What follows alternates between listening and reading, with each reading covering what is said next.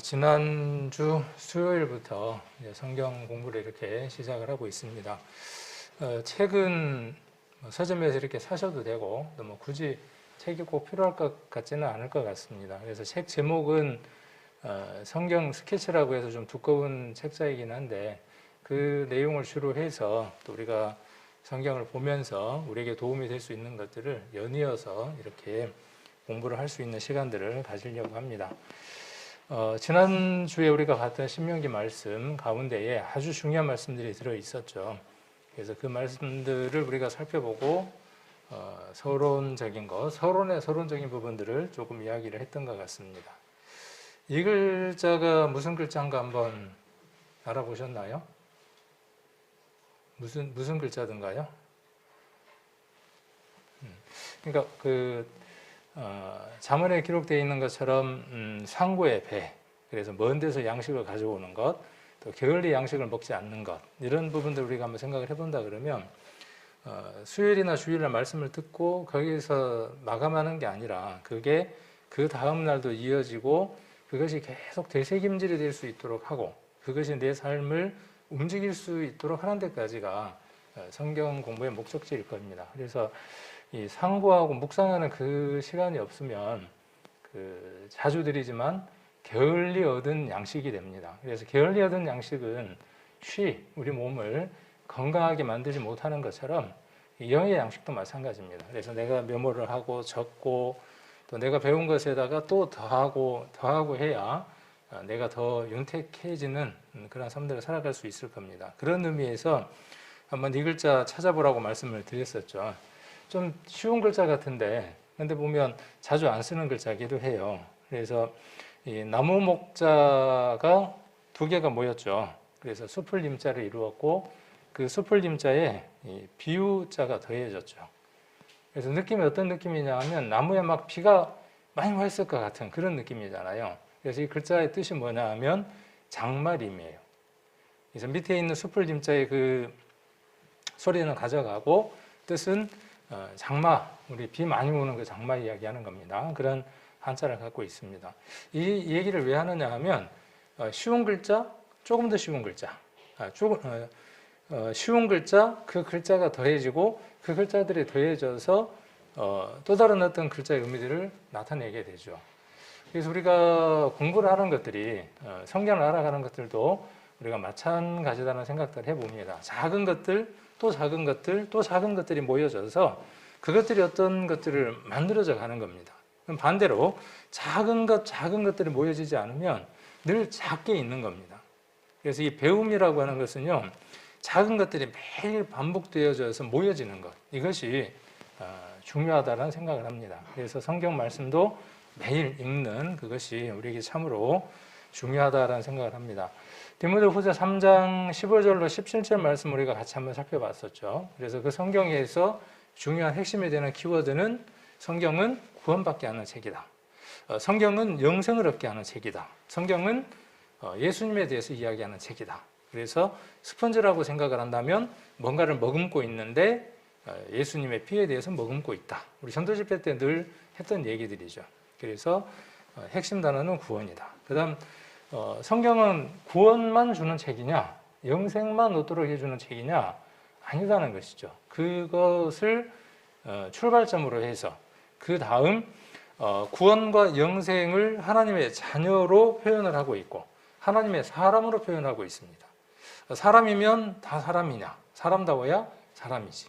그래서 사람을 어디로 보내느냐 하면 배우게끔 학교로 보내죠. 왜? 좀 더 사람다운 사람을 만들기 위한 것이죠. 사회에 필요한 사람, 그 다음에 뭔가 큰일을 할 수 있는 사람을 만들기 위해서 교육이라고 하는 겁니다. 사회에 필요한 온전한 사람, 그것이 사회 교육의 목적인 것처럼 성경은 어떤 교육을 하는 책이냐, 하나님의 사람으로 온전하여지도록 하는 책입니다. 이 얘기를 이렇게 표현할 수 있습니다. 성경을 읽지 않고 성경 교육을 받지 않겠다. 나는 구원을 얻었으니까, 영생을 얻었으니까 더 이상의 교육이 필요 없다. 그 얘기는 뭐냐 하면 무엇을 포기하는 거냐 하면 사회 교육을 포기하는 것과 똑같습니다. 그러니까 사회에 필요한 사람으로서의 지식을 쌓는 것을 포기하는 것과 같은 것이죠. 마찬가지입니다. 우리가 구원받은 사람이 성경 공부를 등한히 하는 것, 말씀을 상고하는 것을 등한히 하는 것은 하나님의 자녀로서의 교육을 받는 것을 포기하는 겁니다. 그래서 수요일, 주일 우리가 모임이 있을 때마다 만나야 되는 이유가 그러한 이유입니다. 그 다음 또 하나가 어쩌면 이 디모데후서 3장 17절에 나와 있는 이것이 핵심일 겁니다. 선한 일을 행할 능력이다 그랬죠. 그래서 개역 한글에는 선한 일을 행하게 하려 합니다. 이렇게 기록이 되어 있고 개역 개정에는 선한 일을 행할 능력을 갖추기 위한 것이다. 이렇게 기록되어 있었죠. 능력이 있어야 뭘 할 수 있습니까? 능력이 있어야. 우리가 직업 훈련을 받는 이유가 무엇 때문에 그러죠? 해당 어떤 직종에 대해서 직업 훈련을 갖는 이유가 무엇이냐 하면 그 직종의 일을 잘 해낼 수 있는 능력을 갖추기 위한 것이죠. 구원받은 사람은 무엇을 하기 위해서 성경 공부가 필요한 거냐 하면 하나님의 사람으로서 어떤 직무를 충실하게 수행해내기 위해서 무엇이 필요한 것입니까? 성경을 공부하는 시간이 필요한 겁니다. 성경이 필요한 겁니다. 그래서 이 능력을 갖추는 것, 이것이 굉장히 중요한 겁니다. 구원받았으니까 이제 장땡이다? 그렇지 않다는 거예요. 내게 하나님이 임무를 부여하실 겁니다. 하나님은 각각의 사람들을 어떻게 하시느냐 하면 불러내시죠. 각각의 사람을 불러내십니다. 우리 아브라함을 그렇게 부르셨던 것처럼. 그리고 어떻게 하시느냐 하면 그 사람에게 맞는 일들을 맡겨서 움직이게 합니다. 저와 여러분도 마찬가지입니다. 하나님의 사람으로서 우리가 부르심을 받습니다. 그리고 어떻게 하느냐 하면 임무들이 맡겨져서 우리 각각에 맞는 일들이 맡겨져서 그 일들을 잘 수행해야 합니다. 그 가운데 우리가 복음을 전하는 것도 있고 그 복음을 전하는 것 안에 내 가정도 있고 이웃도 있고 그 다음에 직장도 있고 여러 것들이 있겠죠. 또 그것만 있습니까? 그렇지 않죠. 여러 가지 것들이 있죠. 이것의 능력을 갖추는 것. 그래서 이 디모데후서 3장 15절로 17절 말씀은요. 우리가 구원받고 살아가는 데 있어서 절대적으로 필요한 말씀입니다. 이 말씀은 꼭 암송해야 하는 말씀이고 이 말씀이 내게 적용될 수 있도록 늘 말씀을 상고하는 것이 필요합니다. 그 다음 신명기 11장 18절로 20절 말씀 우리가 같이 한번 또 살펴봤었죠. 그 말씀에서 가장 중요한 게 무엇이라고 말씀드렸냐 하면 경청. 그렇죠? 경청. 그래서 이 이야기할 때 그 테필린이라고 하는 것과 메주자라고 하는 두 가지 어려운 단어를 이야기를 했었죠. 그래서 메주자는 말씀을 기록해서 문 설주에다가 붙여놓는 것을 메주자라 한다 그랬고 테필린이라고 하는 것은 뭐냐 하면 4개의 구절, 출애굽기에 있는 2구절과 신명기에 있는 2개의 구절, 토탈 4개의 구절을 가죽으로 써서 상자에다 넣어서 가죽끈으로 손에 감고 이마에다가 감아놓은 그것을 가리켜서 테필린이라 한다 그랬죠. 그들은 거기서 끝났다 그랬죠. 그것이 무엇이 되어져야 하는 것이죠? 그들의 삶에 녹아져서 그들의 삶을 변화시켜야 되고 그 변화된 삶이 주변에 있는 사람들에게까지 영향력을 미치게 하는 것이 하나님의 뜻이죠. 그런데 그들은 그것 자체만으로 자랑을 삼았죠. 그래서 입순대길, 그 다음 뭐라 그랬죠? 그 이쪽에 하나 더 붙어 있었죠. 네, 그래서 그 대문에다가 붙여놓으면 복이 오고 건강이 오고 좋은 일이 온다고 생각하는 것처럼 그들은 이렇게 살아가는 것이 하나님의 어떤 자녀라고 하는 자부심으로 살아갔다는 것이죠. 근데 그게 아니다. 그래서 신명기 6장 4절에 이스라엘아 들으라 이렇게 시작을 하고 있다 그랬죠. 신명기 6장 4절에 보시면 들으라 이스라엘아 이렇게 기록되어 있지 않고 이스라엘아 들으라 이렇게 기록되어 있습니다. 그래서 그 들으라는 말을 히브리어로 쉐마라고 합니다. 그 쉐마라고 하는 말은 들으세요. 잘 경청하세요. 그런 뜻입니다. 우리는 잘 들을 줄 알아야 합니다. 먼저는 듣는 겁니다. 하나님의 말씀을 잘 듣는 겁니다. 잘 듣지 않았기 때문에 뭐가 생겼죠? 오해가 생겼고 그 오해는 커다란 불행으로 이어졌죠. 아담과 하와가 그랬던 것처럼.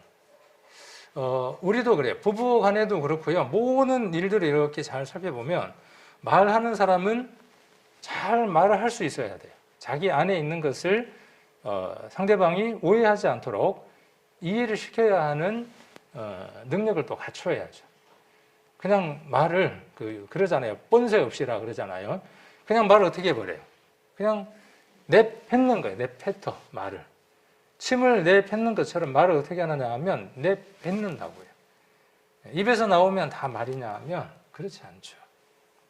그래서 우리는 말을 어떻게 해야 되느냐 하면 그 상대방이 감정 상하지 않도록 그 상대방이 내가 하는 말을 충분히 이해할 수 있도록 잘 전달해야 하죠.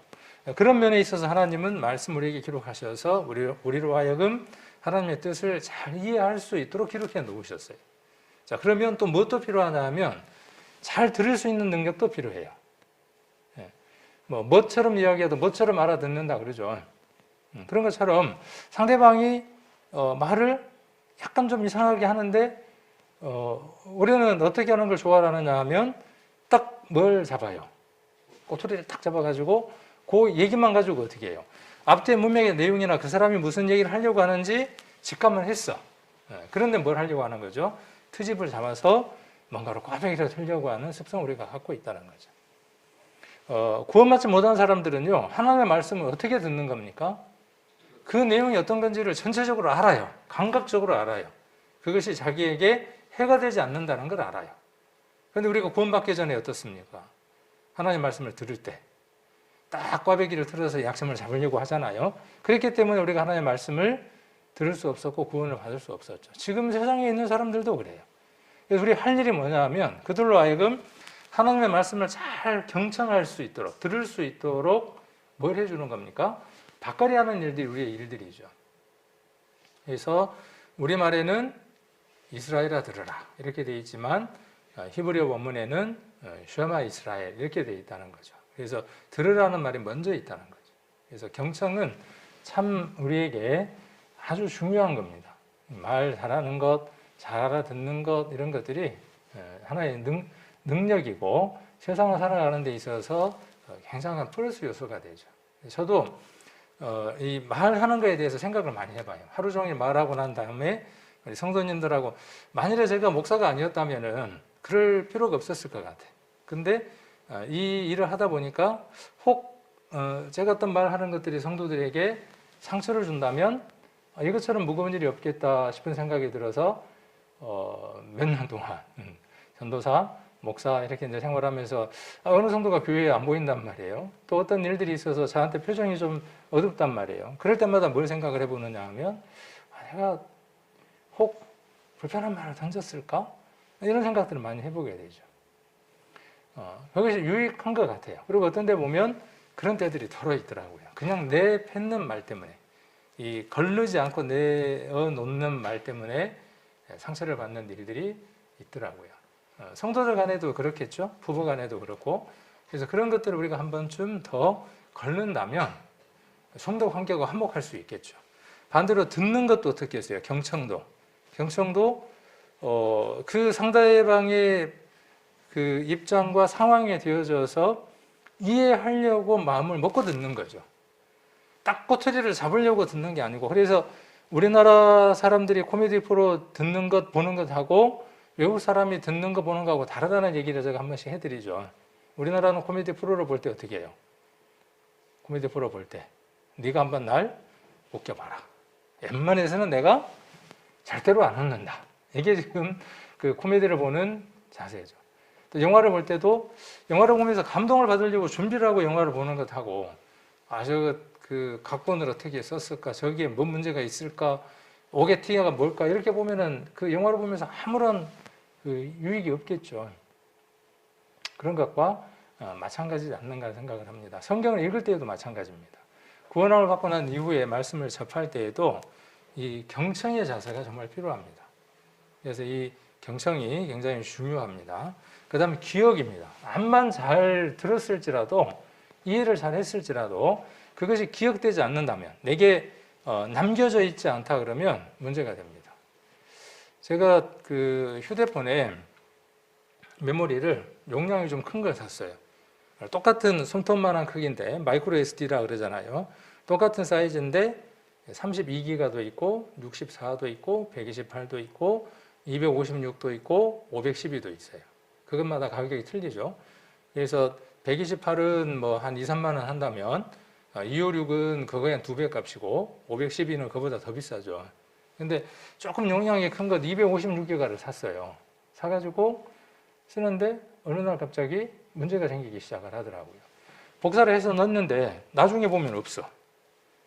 메모리는 컴퓨터를 끄든 켜든 그 속에 정보가 그대로 들어있어야만 하거든요. 다시 켰을 때 그 정보가 나와야만 하거든요. 그게 기억이에요. 우리에 해당하는 기억입니다. 우리 머릿속에 그렇게 기억이 돼야 되는데 어느 날 갑자기 어떤 손상을 입었나 봐요. 복사를 했어요. 복사하면 한 파일이 큰 거는 뭐 10분, 20분 걸리거든요. 그래서 복사가 다 됐다고 생각이 됐는데 나중에 휴대폰에서 열어서 보면 없어요. 또 그래. 그래갖고 256개 가니까 가격이 좀 비싸잖아요. 버릴 수도 없네. 버릴 수도 없어. 그래서 미래는 못 버리고 한참을 썼어요. 그래서 결국 오늘 버렸거든요. 오늘도 해보니까 마찬가지예요. 한동안 가만두면 될 줄 알았더니 안 되더라고요. 우리의 기억도 마찬가지입니다. 그대로 두면 그것이 기억이 계속 유지되어지는 게 아니라 그 기억이 오래 갈 수 있도록 그 기억이 유지될 수 있도록 그 기억을 관장하는 나라고 하는 사람이 그 기억이 오래 유지될 수 있도록 무엇이 필요하냐 하면 게을르지 않는 것, 먼 데서 양식을 가지고 오는 것, 그 과정이 필요하다는 거죠. 그래서 메모를 하고 다시 한 번 더 그 내용을 읽어보고 그걸 한 번 또 눈을 감고 한번 암기를 해보고 다음부터 그 다음 날도 한번 또 열어보고 우리 학교 공부가 그런 것처럼 그래서 시험을 보면 어떻습니까? 시험을 볼 때 그 메모리 속에 들어있었던 것들이 탁 나와서 어떻게 해요? 이거 맞아 내가 읽었어 봤어 그리고 답을 탁 치는 거죠. 어떤 사람은 너무 성급하게 아는 것은 했는데 자기가 아는 게 나왔다고 탁 치다 보니까 틀리는 경우도 있죠. 너무 급해갖고. 그런 것처럼 우리의 메모리는 한계성을 갖고 있다는 거예요. 사람이 만들어 놓은 그 메모리도 한계성이 있는 것처럼. 그래서 그것이 유지를 하려면 결국은 어떻게 해야 되냐 하면 새 걸로 바꿔야 돼. 그것 버려버려야 되는 거예요. 그것 계속 의존하면 어떻게 되죠? 걔를 의존하면 그 방법, 그것을 그대로 유지하면 어떠냐 하면 난감한 거예요. 있는 데이터를 넣는 건 괜찮아요. 왜 여기서 또 가져오면 되니까. 근데 예를 들어서 사진을 찍었다든지 아주 중요한 내용을 나만 가지고 있는 자료를 거기에 넣어뒀는데 그 메모리가 사라졌다든지 그러면 곤란한 거죠. 그래서 우리의 그 기억이 유지될 수 있도록 그러니까 이번에 우리가 성경 공부를 하는 목적은 어디에 있느냐 하면 잘 들을 수 있도록 하는 겁니다. 왜? 성경은 글이지만 글로 되어진 이것이 우리 마음속에 들려져야 돼요. 잘 오해되지 않고 들을 수 있도록 되어져야 돼요. 그러려면 배경이라든지 여러 가지 것들에 대한 부가적인 것들이 필요한 거죠, 우리에게. 그래서 경청을 할 수 있도록 해야 하고 그 다음에 기억할 수 있도록 반복적인 학습이 필요합니다. 그래서 성경 스케치 공부의 목적은 어디에 있느냐? 성경을 역사의 흐름을 따라 주요 내용을 이해하고 기억하는 겁니다. 무조건 암기하면 잘 기억이 되느냐? 물론 기억을 다 해놓고 그걸 되짚어 보면 이해가 되기도 해요. 그거보다는 이해를 먼저 하고 그렇죠. 쭉 흐름을 이해를 하고 그 다음에 기억하는 거죠. 근데 주로 무엇으로 이루어져 있냐 하면 성경이 많은 부분이 거의 한 3분의 2 이상이 역사를 다루고 있습니다. 3분의 2가 역사를 다루고 있기 때문에 역사에 대한 이해가 없으면 성경을 이해하는 데에 어려움이 있습니다. 아까 경청하는 데 어려움이 있어요. 자, 그래서 주요 내용을 이해하고 기억하는 것이 과제입니다. 오늘 아까 신명기 11장 18절 말씀을 다시 한번 이곳에 옮겨 두었는데 이 말씀 우리가 한번 다시 한번 더 살펴볼 필요가 있는 게 여러 가지 내용들을 담고 있기 때문에 그렇습니다. 그래서 나의 이 말을 너희가 어디에다가 두는 겁니까? 여기 어디에다가 두느냐 하면 마음과 그 다음 또 어디입니까? 뜻에 두는 거죠. 뜻. 마음은 뭐고 뜻은 뭘까요? 마음은 마음이고 뭐 뜻은 뜻이겠죠. 뭐. 자, 또 그것을 너희의 손목에 매어 규를 삼고 너희 미간에 붙여 표를 삼으며 또 그것을 너희의 자녀에게 가르치며. 여기 또라는 말이 나왔잖아요. 또라는 말이 나왔으니까 앞에 이렇게 했던 것처럼, 누구에게 했던 것처럼, 너희에게 했던 것처럼. 그러니까 성경은 먼저 자기 자신에게, 성경을 읽는 자신에게 어떻게 할 수 있도록 해야 되느냐 하면 마음에 두게 하는 겁니다. 마음에. 그래서 이것과 연관한 성경 말씀 우리가 지난 주일날 배웠죠. 네. 어떤 성경 우리가 배웠던가요? 히브리서 몇 장 몇 절이었죠? 4장 13절이었나요? 하나님의 말씀은 살았고 운동력이 있어서, 그렇죠? 운동력이 있어서 이렇게 말씀하고 있죠. 그래서 뭘 찔러 쪼개기까지 한다 그랬어요. 영과 혼과 및 관절과 골수까지 찔러 쪼개기까지 한다 그랬죠. 그래서 우리의 생각이 나눠지기 위해서는, 하나님의 것과 하나님이 아닌 것으로 분별되기 위해서는 말씀이 어디에 있어야 되느냐 하면 마음 속에 들어와야 한다는 거예요. 그래야 어떻게 할 수 있냐 하면 우리의 마음을 어떻게 낼 수 있어요? 변화시켜 낼 수 있어요. 그러니까 우리 속에 말씀이 들어올 수 있도록 하는 과정, 그건 누가 해야 하느냐 하면 우리 스스로가 해야 하는 과정인 것이죠. 자, 그 다음 뜻이라 그랬죠. 뜻. 네, 뜻. 뜻이라고 하는 한자를 어떻게 쓰던가요? 한자를 어떻게 쓰냐 하면 이렇게 쓰나요? 이렇게. 맞나요?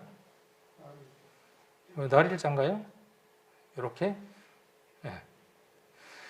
여기는 뭐냐면 소리음자죠. 소리음자. 소리음자에다가 마음 심자가 들어있는 거죠. 소리음자는 말씀 언자에 한 획이 더해진 게 소리음자예요. 네, 소리음자예요. 말씀 언자에 한 획이 그어져서 소리음자가 됩니다. 그러니까 소리면 다 소리인 게 아니라 하나님의 말씀인 것이 소리인 거예요. 진정한 소리는. 자, 그것이 어디에 들어와 있는 거죠? 마음에 들어와 있는 거예요. 마음에 들어와서 어떻게 하는 겁니까?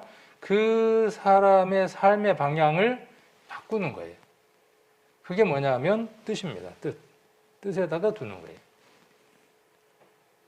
거예요. 우리의 의지는, 우리의 뜻은 어디를 늘 향하느냐 하면 먹음직하고 보암직하고 지혜롭게 할 만큼 탐스러운 마음과 뜻을 갖고 있어요. 하나님의 말씀 우리 안에 들어오면 우리는 어떻게 구별되어지느냐 하면 이것이 먹음직한 것이라는 것을 알게 돼요. 이것이 보암직한 것이라는 것을 알게 돼요. 지혜롭게 할 만큼 탐스러운 것이라는 것을 알게 합니다. 자, 그러면 어떻게 할 수 있습니까? 어느 것이 더 값진 것인가를 찾아내게 됩니다. 그걸 우리가 뭐라 그러냐 하면 가치라 그러죠. 가치. 네. 사람들은 가치 있는 삶을 살아가려고 해요. 정말 가치 있는 삶은 어떤 것이냐면요, 이게 가치 있는 삶인 겁니다. 그래서 우리가 가치 있는 삶을 살아가려면 그 가치의 기준이 우리 안에 있어야 해요. 그냥 우리의 마음과 생각, 뜻을 그대로 둬버리면 우리는 가치 있게 살아갈 수 없습니다. 그래서 아까 디모데후서 3장 15절, 16절, 17절을 배운 이유가 어디에 있느냐 하면 성경이 우리의 가치를 바꿔놓는다는 거예요. 영화가 한 편의 위인전이, 한 편의 영화 하나가, 한 편의 글 하나가 사람의 생애를 완전히 바꿔놓습니다. 그 사람의 삶의 방향을 바꿔놓습니다. 성경이 아닌 사람의 말도 그렇게 큰 힘을 갖고 있습니다. 아버지의 말이, 어느 선배님의 얘기가, 자기가 존경하는 사람의 그 말이, 선배님의 말이 그 사람 안에 있을 때 그 사람을 이렇게 바꿔냅니다. 반면 그렇지 않을 때는 어때요? 늘 그 대상에게 불편한 삶을 살아가게 하는 거죠. 자, 그래서 먼저 어떻게 하냐면 자기에게 하는 거고, 그 다음 두 번째 어떻게 하는 겁니까? 그렇게 한 것을 그 다음 어떻게 해야 되는 거예요? 자녀에게 가르치는 거죠. 자녀에게. 이게 중요한 것 같아요. 우리가 믿음의 가정 만들기라고 했으니까 우리의 가정을 믿음으로 채워지는 가정이 되게 하기 위해서는 너 왜 믿음이 없어? 너 왜 교회를 안 가? 너 왜 성경을 안 읽어? 이렇게 하는 것이 순서가 아니라 순서가 어디에 있다는 겁니까? 내가 먼저 어떻게 하는 거죠? 가치가 바뀐 삶을 살아가는 거예요. 우리 아버지, 우리 어머니, 우리 남편 예전에는 저것만 가지면서 살아왔는데 이제는 다르네? 이제는 다르네 그 말은 얘기는 무슨 얘기예요? 저 사람 마음이 달라졌네? 저 사람 뜻이 다른 데 있네? 계획을 갖고 있네? 이렇게 바뀌는 거죠, 그것이. 그럴 때 그 사람 입에서 나오는 말이 비로소 힘이 있게 됩니다. 자, 그래서 먼저는 내가 먼저 그렇게 하고 그렇게 한 것을 자녀에게 보여주는 거죠. 그리고 함께 그 시간을 갖는 겁니다. 그래서 집에 앉아 있을 때든지 길에 갈 때든지 누워 있을 때든지 일어날 때든지 이 말씀을 강론하는 거죠. 자, 디도서를 한번 찾아보겠습니다.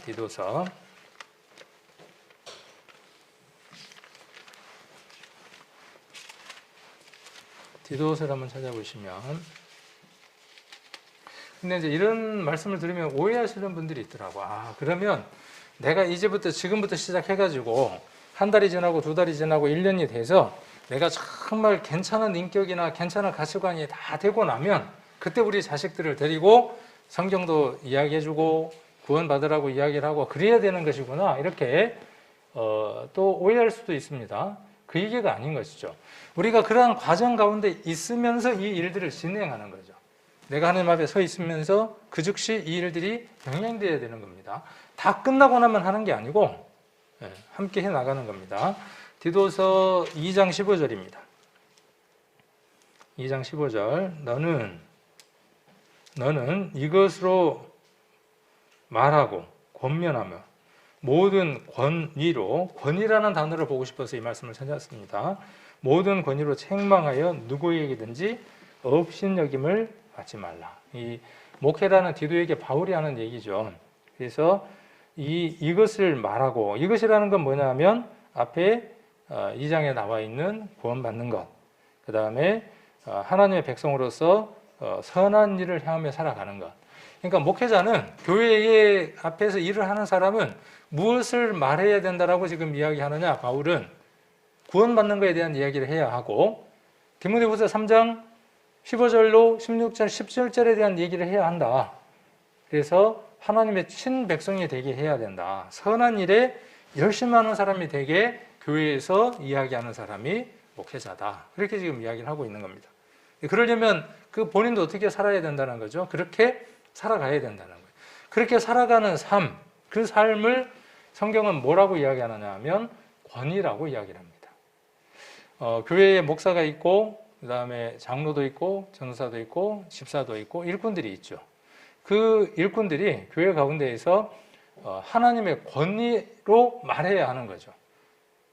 그리고 권위로서 교회 안에서 책망하고 교훈하고 가르쳐야 됩니다. 근데 그 권위라는 게 뭐냐면 내가 목사니까, 내가 장로니까, 내가 전도사니까, 내가 집사니까, 구역장이니까 왜 말을 안 들어? 이렇게 하는 것을 권위라고 말하지 않고, 성경에서는 무엇을 권위라고 이야기하느냐 하면 그가 그 말씀 안에서 실천하고 살아가는 것, 혹 그가 넘어진다고 할지라도 그 넘어짐 속에서 일어나 그 삶을 살아가려고 발부동치는 삶을 살아가는 것, 그것이 무엇이냐 하면 권위라고 하는 겁니다.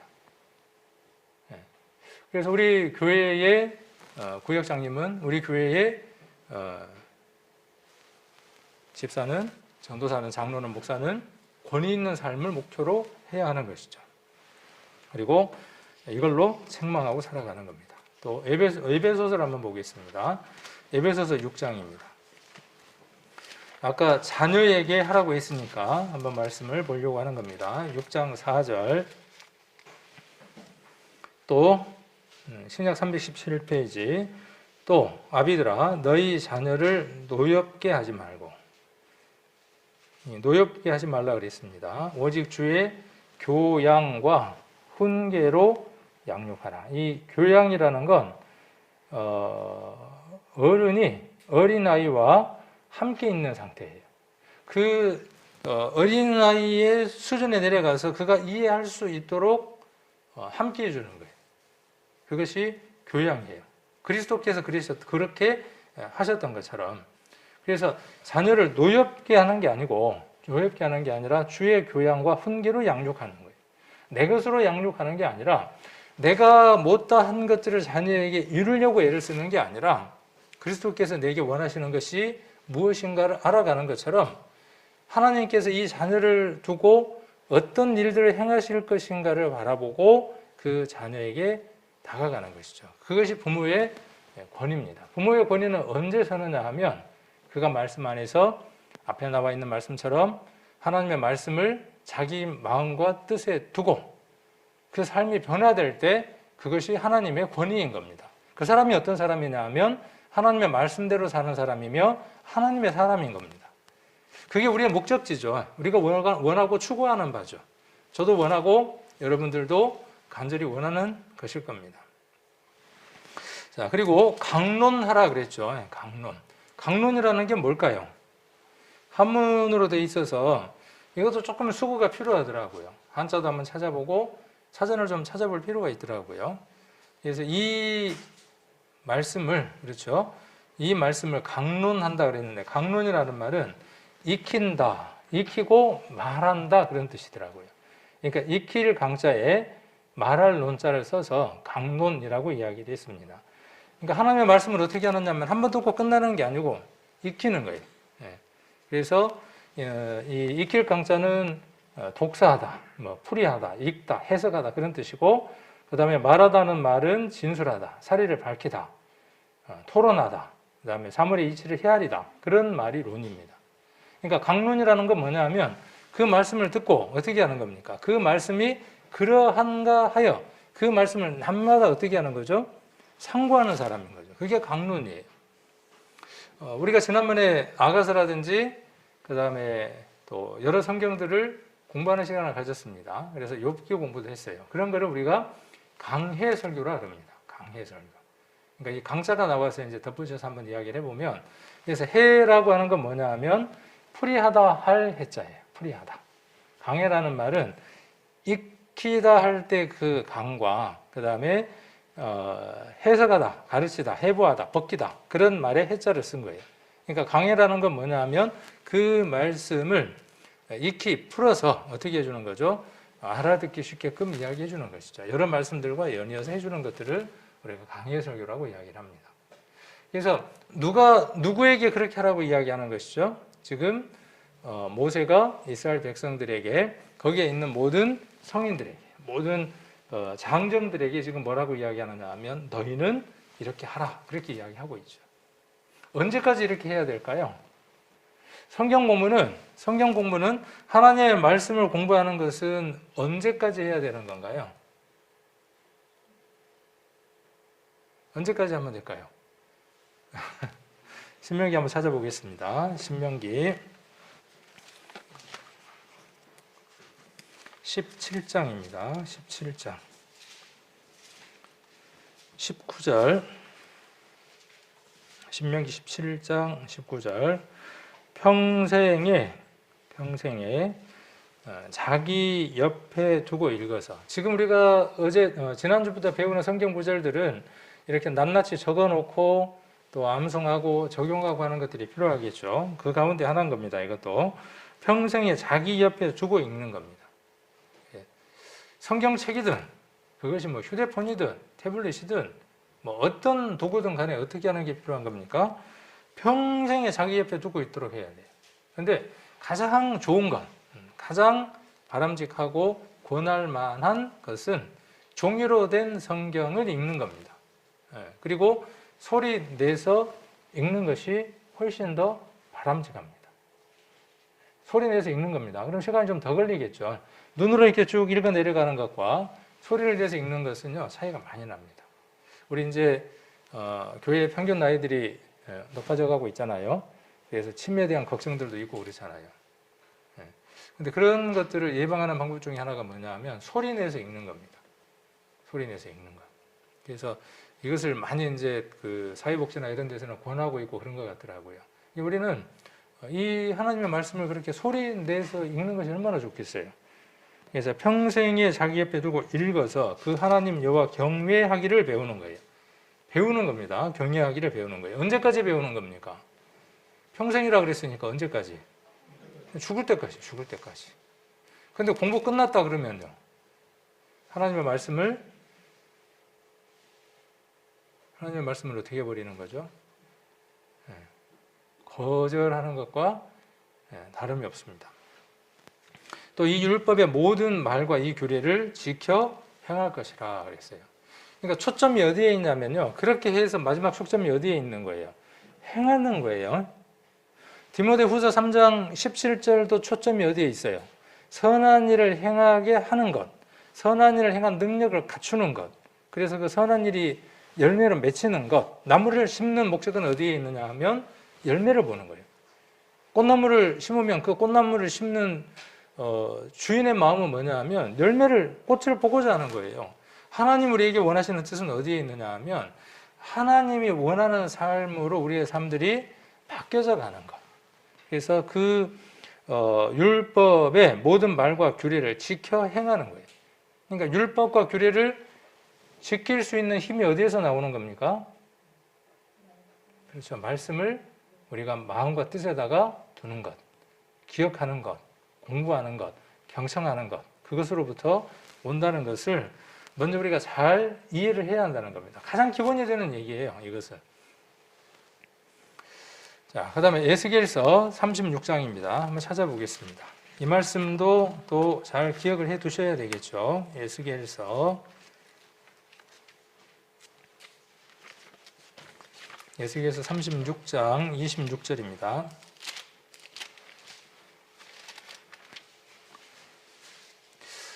이것 지금 우리가 이렇게 공부한 것을 다음에 이제 어떻게 해야 됩니까? 다음에 우리 교회 안에 구원받은 사람들이 있고 우리의 자녀나 우리의 손자들에게 어떻게 해야 되겠어요?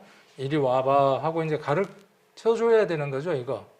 우리가 해야 될 일들인 거예요. 그러니까 이 구절들을 우리 성도님들이 잘 알고 계셔야 되는 구절들입니다.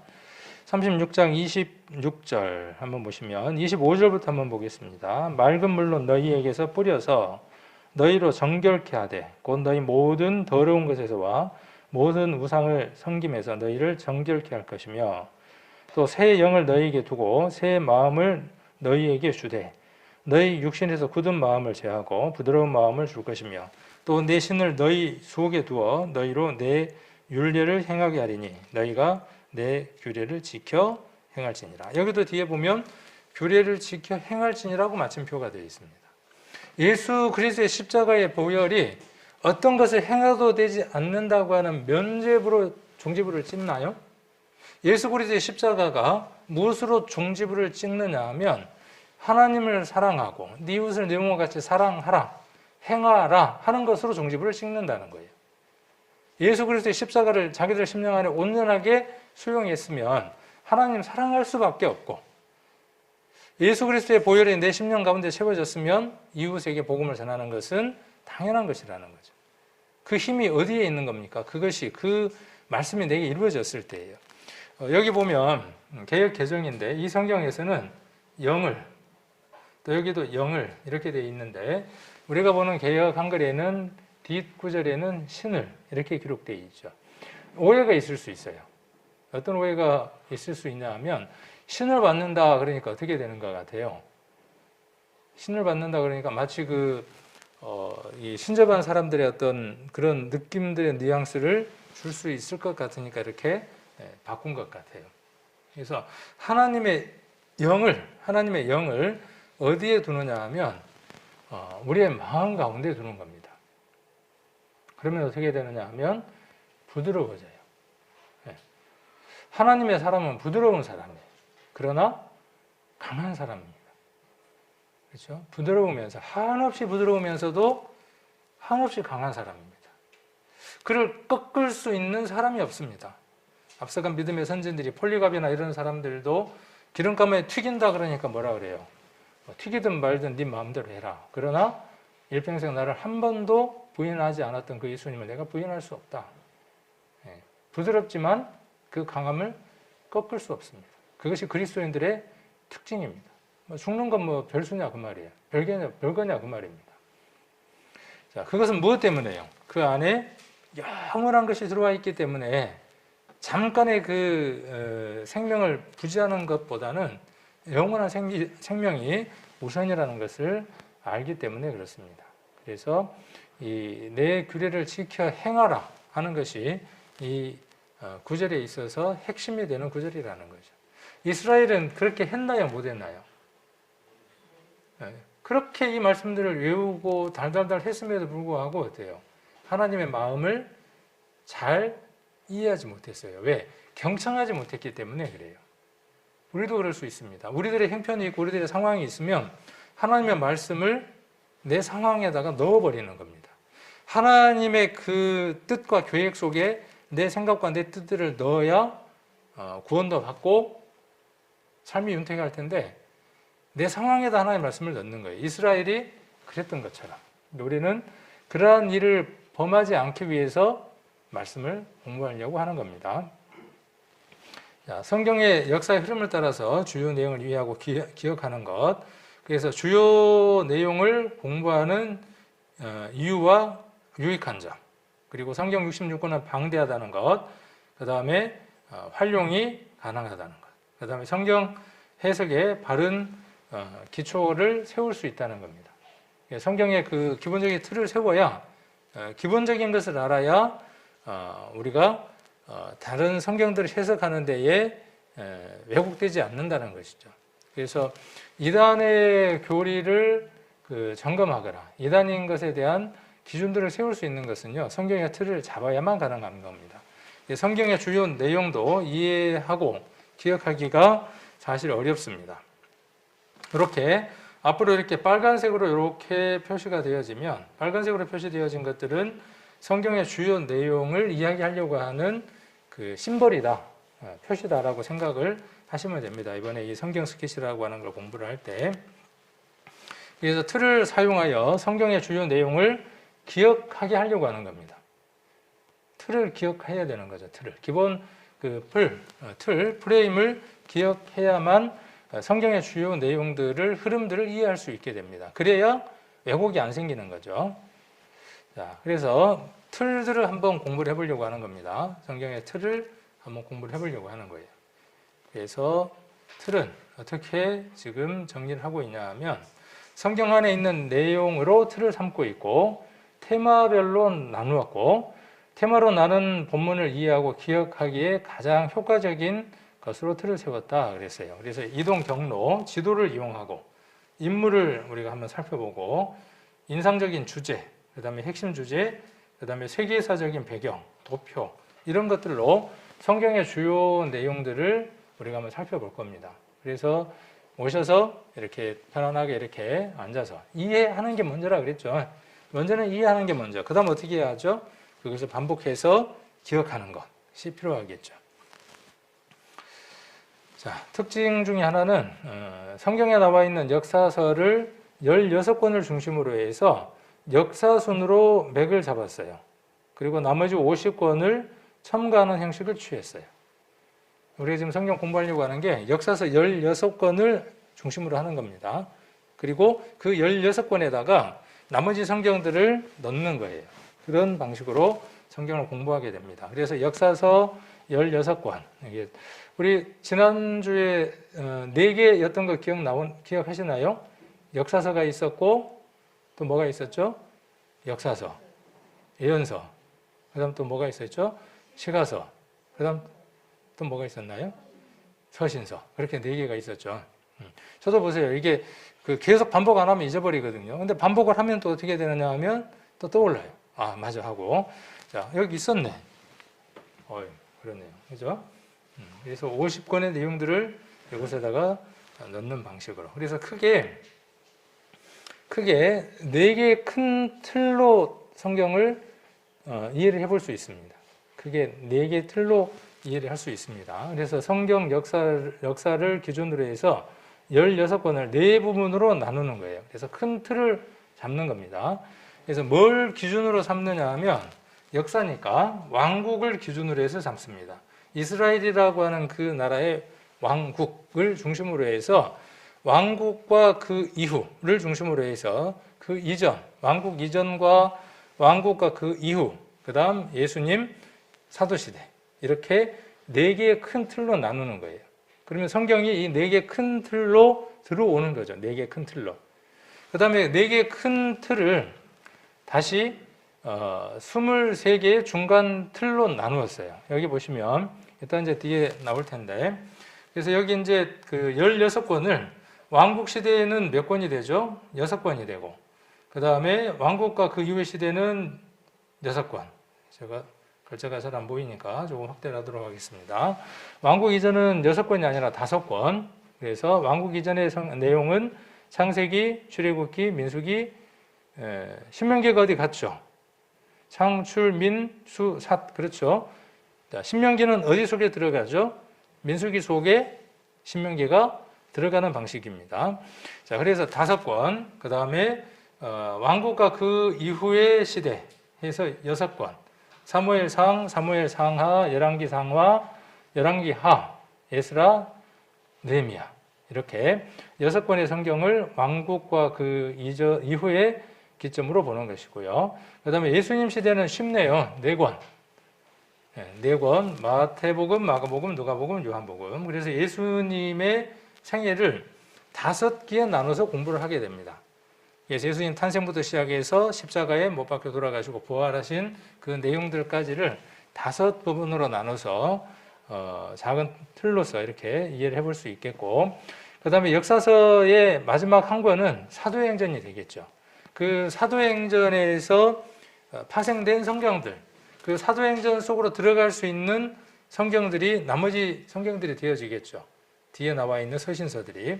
그래서 사도 1기부터 시작해서 7기까지로 이렇게 구분을 해볼 수 있습니다. 좀 복잡해지나요, 이제? 조금씩 복잡해집니까, 이제? 그래서 4개의 틀로 되어 있다는 거, 먼저는 4개의 틀로 되어 있다는 거. 그래서 한번 정리를 해보면 예수님과 사도 2개, 그 다음에 왕국과 그 이후, 왕국 이전, 이렇게 나눠져 있다는 거.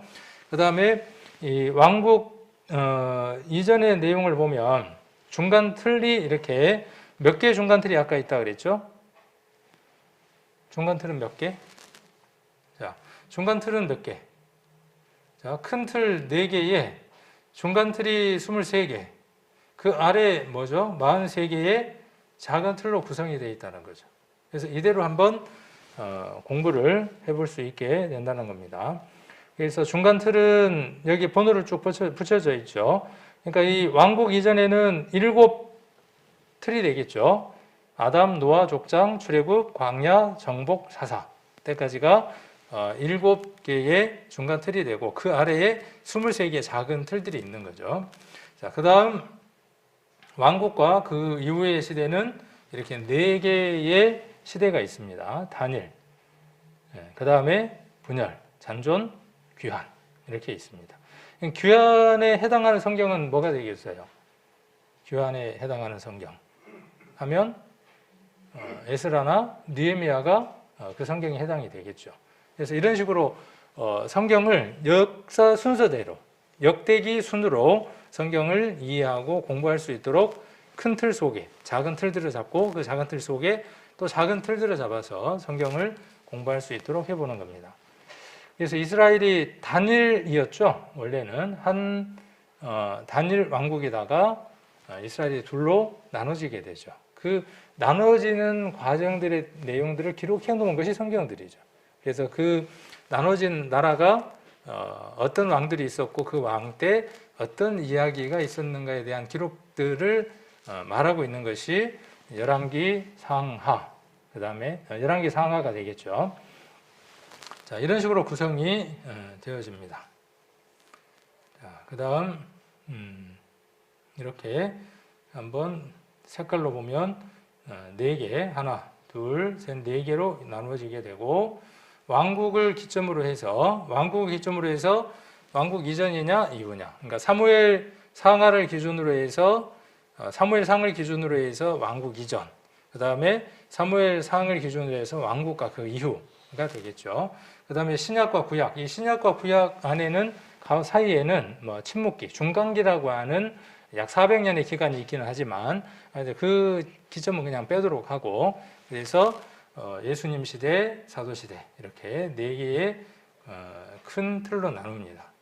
그 다음 이미지는 이렇게 큰 일자로 이렇게 되어 있는 거, 한 일자로 큰 일자로 위로 되어 있는 거, 구약의 지도를 중심으로 해서 공부한다, 그런 의미이고요. 여기 보면 또 아래로 이렇게 일자가 있죠. 이것은 신약 시대의 예수님에 관한 내용들을 지도나 그림들로 공부하게 된다 하는 의미에서 일자가 아래로 이렇게 되어 있고, 그 다음 서신서는 아래로 이렇게 된 청색 화살표로 되어져 있습니다. 그 다음 통일 시대에는 하나로 오다가 그 다음 어떻게 되느냐 하면 분열이 되어지죠. 여기에서. 그래서 유자에서 이응을 뺀 유자, 이게 뭘 뜻하느냐 하면 하나로 오다가 두 개로 분열되어진 것을 의미하는 이미지입니다. 그 다음 분열돼서 어떻게 되죠? 두 개가 이렇게 수평으로 쭉 가죠. 북이스라엘, 남유다가 쭉 이렇게 수평을 이루어서 나가게 되는 내용들을 디귿자로 표현을 했고, 그 다음에 그들이 귀환하는 것을 뭘로 표현했냐 하면 두 북과 남이 이렇게 잔존했던 것들이 들어와서 귀환해서 다시 역사가 흘러가니까 요라고 하는 것으로 이렇게 의미를 부여를 했습니다.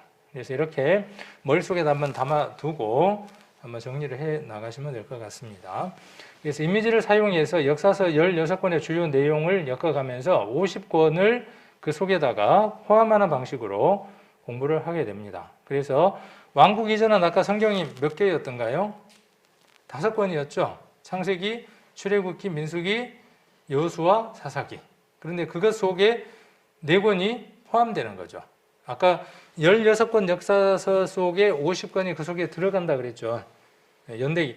그 서점에 가면 연대기 성경이라고 있어요. 혹시 들어보셨나요? 저도 사가지고 이제 한 번씩 읽어보기도 하는데, 그 성경은 재밌는 게 사도행전 읽다 보면 1차 전도여행이 끝나잖아요. 1차 전도여행이 끝나고 나면 거기에다가 갈라디아서를 삽입을 시켜놨어요. 그러니까 성경에 있었던 순서대로 이렇게 성경을 배열을 해두었거든요. 그래서 지금 우리가 공부하고 있는 방식도 그 순서 배열대로 우리가 살펴보려고 하는 겁니다. 그래서 창세기와 같은 연대기에 해당하는 것이 욥기가 되겠죠. 지금 이렇게 그린색의 삼각형 되어 있는 건 뭐냐 하면 시가서예요. 시가서. 그 다음에 레위기, 신명기, 룻기 이렇게 되어 있죠. 그래서 레위기는 출애굽기 속에 들어가 있겠죠. 출애굽할 때 그들이 하나님으로부터 정결례, 그 다음에 시민법, 도덕법 여러 가지 것들을 받았겠죠. 그거에 대해서 좀 더 세세하게 기록해 놓은 게 레위기가 되어지죠. 그 다음에 신명기, 모세가 가나안 땅에 들어가기 전에 느보산을 보고 마지막으로 이스라엘에게 몇 번에 걸쳐서 이야기를 합니까? 나중에 신명기를 읽어보시면서 설교를 몇 편의 설교를 하시면서 한번 하는지를 신명기를 한번 읽어보십시오. 그래서 몇 편의 설교를 남긴 것, 당부를 하고 있는 게 신명기의 내용입니다. 그러니까 민수기 쪽에 신명기가 포함될 수 있겠죠. 그 다음에 사사기 속의 한 스토리가 뭐냐면 룻기가 되어지겠죠. 그래서 이렇게 5권의 왕국 이전의 성경과 거기에 포함된 4권의 성경, 이렇게 내용들이 되어지겠죠. 자, 그 다음에 왕국과 그 이후 시대의 성경이 6권인데 이 속에 들어가는 성경이 많죠, 보니까. 그렇죠. 그래서 사무엘 상하, 사무엘은 말 그대로 누구에 대한 얘기죠? 사무엘을 중심으로 한 얘기죠. 사무엘이 한 왕을 세우고 그 왕에 대한 스토리들로 쭉 전개되어지는 것이 사무엘 상하의 내용들입니다. 그리고 거기에 초대 왕 누가 있죠? 초대 왕 누구를 세우는 내용이 나옵니까? 사울을 세우는 얘기. 그럼 사울 이후에 왕이 누구죠? 솔로몬? 솔로몬인가요? 다윗. 그 다음에 솔로몬. 솔로몬 이후에 나라가 둘로 나눠지게 되죠. 자, 그래서 그 솔로몬과 그 다음에 다윗에 대한 이야기, 전쟁을 치르고 여러 가지 하나님하고의 관계가 유지되고 그 속에서 경험되어진 내용들, 그런 내용들로 기록되어진 게 뭐냐면 시편의 내용들. 그래서 다윗이 하나님을 어떻게 경험했는가, 그 속에서 나오는 찬양의 메시지, 탄식의 메시지, 또 고민의 메시지, 이런 것들을 담고 있는 것이 시편이고, 아가서는 그 솔로몬과 한 여인, 그 검게 그을린 한 여인과의 사랑의 이야기를 담고 있죠. 아가서 우리가 한번 공부를 했었죠. 자, 그리고 잠언, 지혜를 담고 있는 지혜서 잠언, 그 다음 전도서, 이런 내용들은 그 솔로몬, 다윗 때에 있었던 얘기들을 담고 있죠. 자, 그 다음 여기 이제 그 나머지 이제 예언서들, 선지서들이 이제 포함이 되어지죠. 오바다가 있고, 여기 보면 어떻게 쓴 거죠? 자, 이렇게 쓴 게 있고, 그렇죠? 글자가 지금 작아서 보이나요? 이렇게 된 게 있고, 그렇죠? 그래서 우리가 보는 성경에는 성경에가 이렇게 약자표를, 성경에다 이렇게 이제 색임표를 해 두었죠. 옛날에는 이 색임표가 없어서 찾기가 좋았는데, 지금은 색임표가 있어서 색임표를 보고 찾으려고 그러니까 찾기가 더 어려울 때도 있습니다. 그래서 욜이라고 적힌 것도 있고, 여기 보니까 욜이라고 이렇게 적힌 것도 있고, 약자가, 그래서 용 이렇게 되어 있는 게 있네요. 그래서 이런 것들을 우리가 약자표도 지난번에 한번 하기도 했었지만은, 약자표가 어떻게 만들어졌는가 하는 흐름들도 보면 대충 알 수 있겠죠. 옵 그러면 이 오바다가 되겠죠. 욜 그러면요, 요엘, 용 그러면요, 요나서, 이렇게 되어집니다. 그래서 이런 성경들이 어느 시점에 들어있는가를 이야기하고 있는 책이 되어집니다. 그래서 지금 이렇게 호세아서, 아모스, 요나, 그 다음에 이사야, 미가, 나훔, 그 다음에 예레미야, 스바냐, 다니엘, 합게, 예스겔, 예레미야, 에가, 학게, 스가랴, 이런 내용들이 어디에 지금 해당이 되어진다는 거죠? 이 시기에, 그래서 포로 때에 귀환되어지는 시점의 얘기들이라고 하는 것들을 우리가 이렇게 역사서 기준으로, 역사서 16권 기준으로 해서 정리되어진 것들 속에 나머지 성경들을 포함시키는 틀로 이렇게 구성되어 있다는 것을 이해를 하시면 좀 쉬울 것 같습니다. 그 다음 사도시대 때 사도행전 역사서 한 권이 있죠. 그 사도시대 역사서 한 권 안에가 22권의 성경이 이렇게 포함되어 있습니다. 13권은 바울의 서신이라고 해서 갈라디아서부터 이렇게 쭉 데살로니가 전후서, 고린도 전후서, 로마서, 골로새서, 에베소서, 빌립보서, 빌레몬서, 디모데 전후서, 디도서, 디모데 후서, 이렇게 되어져 있고, 또 공동 서신이 있죠. 히브리서, 야고보서, 베드로 전후서, 그다음에 요한 1, 2, 3서, 그다음에 유다서, 그다음 마지막 예언서, 계시록, 이렇게 기록이 되어져 있습니다. 그래서 이렇게 이 하나의 그림을 보게 되면, 한 개의 그림을 보게 되면 성경 전체가 크게는 네 틀로 이루어져 있고, 그 다음 또 몇 개로 나눠져 있는 걸 볼 수 있죠. 아까 몇 개였습니까? 23개, 4개, 그 다음에 23개, 46개, 이렇게 나눠진 걸 볼 수 있죠. 그래서 여기 지금 밑에 있는 것들이, 여기 중간 틀들 7개, 4개, 그 다음에 5개, 7개, 이렇게 나누면 23개가 되어지죠. 이것들에 대한 작은 틀 23개, 46개, 이렇게 틀들로 성경을 구성을 해서 이해를 해볼 수 있다라는 겁니다. 자, 이 내용도 아까 그 내용들을 이렇게 정리를 해둔 것이고요. 자, 그 다음 첫 번째 큰 틀은 어디가 되겠죠? 그러니까 첫 번째 큰 틀은 여기가 되어지겠죠. 이 큰 틀에 대한 것들을 이제 공부를 해보려고 하는 겁니다. 큰 틀 속에 아까 몇 개가 들었어요? 큰 틀 속에 7시대가 들어있는 거죠. 왕국 이전 시대 안에가 7개의 시대가 들어있는 거예요. 그 7시대를 우리가 하나씩 나누어서 공부를 해보게 되겠죠. 그 7개의 시대가 아까 뭐였죠? 아담, 노아, 족장, 출애굽, 광야, 정복, 사사, 이렇게 7시대가 있다는 겁니다. 아까 내용과 이제 반복되니까, 자, 그러면 구약시대의 지리적인 영역을 한번 살펴보자는 거죠. 한번 살펴보면, 지금의 그 지도와 같죠. 지금의 지도와 같은데 지금의 우리 지도를 보면서 몇 대양 몇 대주라 그러나요? 5대양 몇 대주죠? 6대주.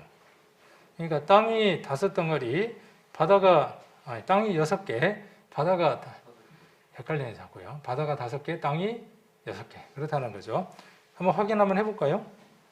확인 한번 해보면 자, 여기가 바다 하나, 그렇죠? 그다음 여기가 바다 하나. 그러니까 북극과 남극. 그 다음에 여기에 대서양 하나, 태평양 하나, 인도양 하나.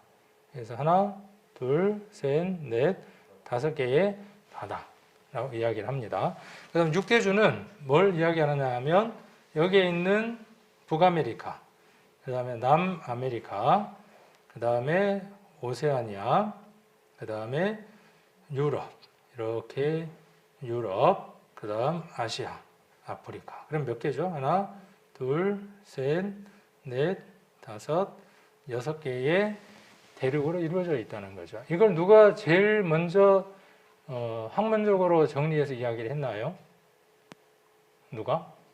학문적으로 정리한 사람. 독일의 기상학자 베게너라고 하는 사람이 이야기를 했죠. 판게아라고 하는 게 있었다. 판게아. 지구는 원래 한 덩어리였다. 그리고 한 바다였다. 대륙과 바다는 하나였는데 그게 시간이 점점점 지나면서 5대양 6대주로 이렇게 나누어졌다라고 이야기를 하는 거죠. 성경은 어떻게 이야기를 하고 있을까요? 성경은 창세기 1장에 묻도 하나, 바다도 하나. 근데 언제 나눠졌을까요? 창세기 12장 한번 보겠습니다. 창세기 10장.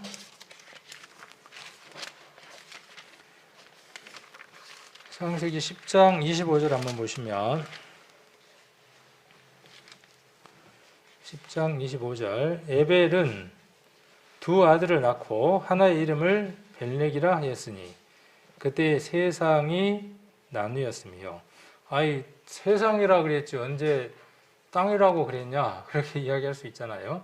근데 이건 땅이라고 이렇게 이야기할 수 있습니다. 그래서 영어 성경이나 다른 그 번역본들을 보면 땅이라는 걸 알 수 있습니다. 그래서 우리 이런 거 있잖아요. 에녹이 아들을 낳았는데 아들의 이름을 뭘로 지었어요?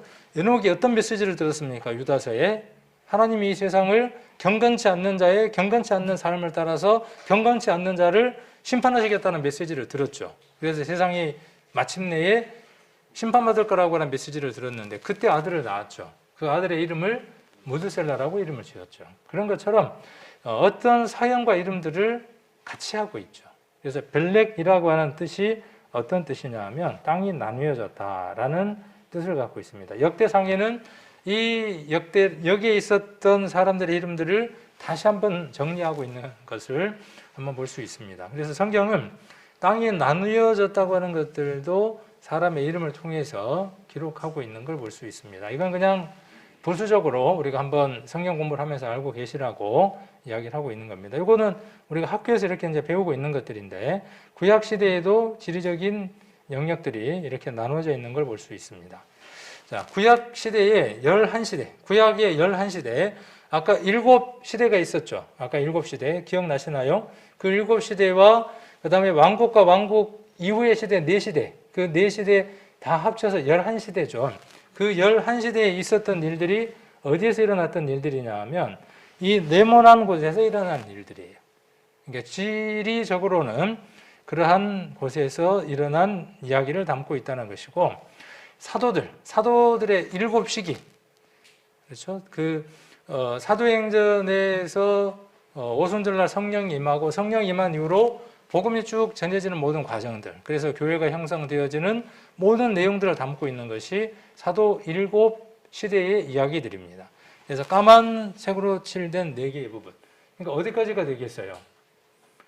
터키를 거쳐서 그 다음 어디까지요? 고린도를 거쳐서 그 다음 어디까지? 그리스로 해서 그렇죠? 그 유럽까지 넘어가는 과정들을 담고 있는 것이죠. 자, 그 다음 예수님 시기에 있었던 5시기, 5시대 그 내용 전체 해서 아까 작은 틀, 큰 틀 4개 그것 속에 작은 틀 23개의 내용들이 이 지역 안에서 일어난 이야기들입니다. 자, 그리고 여기 지금 빨간색으로 여기 빨간색으로 이렇게 되어져 있는 이스라엘 지금 우리가 지금 공부하려고 하는 그 5부분에 대한 시대 7시대에 대한 내용들이 구약 시대의 내용들이 어디에서 다 전개된 것들이냐 하면 이것을 중심으로 해서 전개된 것들이죠. 그래서 갈릴리가 있고 흰색이라 표시가 안 되네요.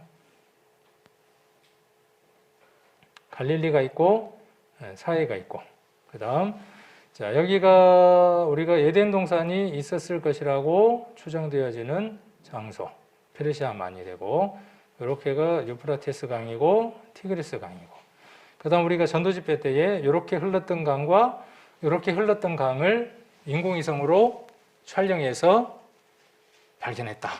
그래서 사막을 촬영해 보니까 물줄기가 흘렀던 흔적들이 발견됐다. 그래서 비손과 기온이라고 하는 강이 발견됐다 하는 역사적인 그 내용들도 우리가 살펴보기도 했었죠. 그래서 이곳 정도가 여기 정도가 어디냐 하면 갈대아 우르입니다. 우르. 네. 그 아브라함의 아버지 데라의 고향. 거기서부터 어디까지 오게 되는 거죠? 우리가 쭉 스토리가 하란까지 오게 되죠. 이게 창세기에 나와 있는 내용들이기도 하죠. 그래서 대부분의 내용들이 구약의 내용들이 여기에서 전개되는 내용들입니다. 그리고 이 장소 여기 유프라테스와 티그리스의 강이 모여 있는 이 장소를 우리가 뭐라고 이야기하느냐 하면 메소포타미아라고 이야기를 하죠. 그리고 그곳에서 문명을 일으켰던 사람들을 누구라고 이야기하느냐 하면 수메르인들이라고 이야기를 하죠. 그래서 가나안 여기에 대한 내용들 그다음 또 여기 출애굽하는 내용들이 되겠죠. 이쪽은 출애굽에 대한 내용, 가데스 바네아, 그다음에 모압 평지 이런 내용들에 대한 내용들을 우리가 아까 그 7시대와 4시대를 통해서 공부를 하게 되겠죠. 지금의 그 지명들입니다. 지금의 지명들을 보면 여기를 이집트라고 하고 여기를 사우디아라비아라고 하고 이라크, 이란 한번 머릿속에다 이렇게 대충 담아만 두시면 될 것 같아요. 이스라엘은 지금 요렇게가 지금 이스라엘이 되어지겠죠. 그 다음에 레바논이 있고 시리아가 있고 그다음에 터키가 있죠. 자, 그래서 여기 지금 나와 있는 내용들을 한번 우리가 왕국 이전 시대의 7시대에 대한 내용들을 한번 살펴보려고 합니다. 첫 번째가 아까 뭐였냐면은 아담 시대. 그래서 창세기 1장부터 5장까지 내용. 그러니까 여기 정확하게는 이렇게까지의 내용이 되겠죠. 정확하지는 않지만 이렇게 시대의 내용들을 담고 있고 노아 시대의 얘기 6장부터 11장까지의 내용. 자, 그다음 족장 시대의 내용은 12장부터 50장까지의 내용입니다. 성경을 지금 이렇게 쭉 이제 그 7시대에 대한 내용들, 왕국 이전에 대한 내용들을 우리가 틀을 한번 잡아서 우리가 한번 공부를 해보는 거죠. 그래서 족장 시대에 대한 얘기. 족장 그러면 누구부터가 족장이 되어질까요? 족장 그러면 이제 아브라함부터 시작을 하겠죠. 그 내용들에 대한 내용들을 12장부터 이제 이야기가 흘러나와서 50장에 마지막 누구 이름이 나오게 될까요? 50장에서는 누구 얘기로 50장에서 얘기가 끝날까요? 이제 요셉 얘기로 끝나겠죠. 요셉 맞나요? 요셉이 애굽에 들어가서 죽는 것으로. 그래서 그 애굽으로 이스라엘이 들어가는 내용까지로 50장이 끝나게 되겠죠. 그리고 출애굽기 1장의 내용은 거기에서 그들이 나오려고 하는 내용들로 전개가 되겠죠. 여기에 해당하는 성경이 아까 욥기를 포함시켰습니다. 출애굽기는 1장부터 15장까지입니다. 출애굽기가 1장부터 15장까지 출애굽 시대. 자, 이걸 한번 잘 보실 필요가 있어요. 성경 보실 때 연대기가 출애굽 시대가 레위기 1장부터 15장까지라는 것. 그다음에 광야 시대가 15장부터 민수기 36장까지라는 것. 그러니까 출애굽기 15장부터 민수기 36장까지가 광야에서 그들이 어떻게 살았는가 하는 광야 시대의 얘기를 담고 있다는 거예요. 그 속에가 뭐가 포함되어 있는 거죠? 레위기도 포함되어 있고 신명기도 그 속에 포함되어 있다는 것을 이해를 해야 될 필요가 있습니다. 그 다음 정복시대입니다. 여호수아 1장부터 24장까지의 내용이 되겠죠. 자, 그리고 사사기 1장부터 21장까지의 내용이 됩니다. 그 속에 룻기의 내용이 포함되어 있습니다. 그래서 왕국 이전의 시대가 아까 몇 개의 시대가 있다고 지금 이야기하고 있는 거죠. 7개의 시대가 있는 겁니다. 사사기, 정복시대, 광야시대, 출애굽시대, 족장시대, 노아시대, 아담시대. 그러면 어디까지가 끝나는 거죠, 성경이? 창세기부터 시작해서 사사기까지의 내용이 정리가 되어지겠죠. 그래서 이렇게 7시대를 우리가 앞으로 정리를 해 나갈 겁니다. 그래서 다음번에는 우리가 노아 시대부터 시작을 해서 정리를 해 나가도록 하겠습니다. 그래서 이 순서대로 성경을 쭉 빠르게 읽어보시면 좋을 것 같습니다. 그래서 출애굽 1장에서 15장, 광야시대 15장에서 민수기 36장까지, 정복시대는 여호수아 전체, 사사기는 사사기 전체, 그리고 룻기, 그 다음에 아까 정복시대, 그 다음에 광야시대 안에가 레위기와 신명기가 있다는 것들을 이해하시고 그렇게 정리를 시대순으로 한번 해 나가시면 좋을 것 같습니다. 그래서 다음 시간에 아담 시대에 대한 내용들을 공부를 하도록 하겠습니다.